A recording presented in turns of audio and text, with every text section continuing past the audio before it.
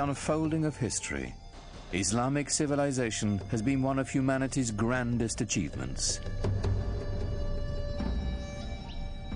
A worldwide power founded simply on faith.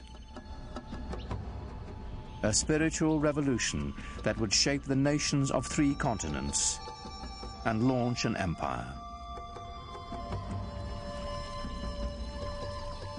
For the West, much of the history of Islam has been obscured behind a veil of fear and misunderstanding.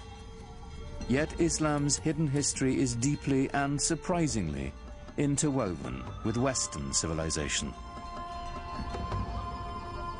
It was Muslim scholars who reclaimed the ancient wisdom of the Greeks, while Europe languished in the Dark Ages. It was they who sowed the seeds of the Renaissance, 600 years before the birth of Leonardo da Vinci.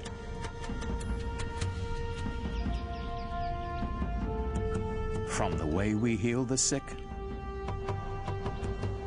to the numerals we use for counting, cultures across the globe have been shaped by Islamic civilization.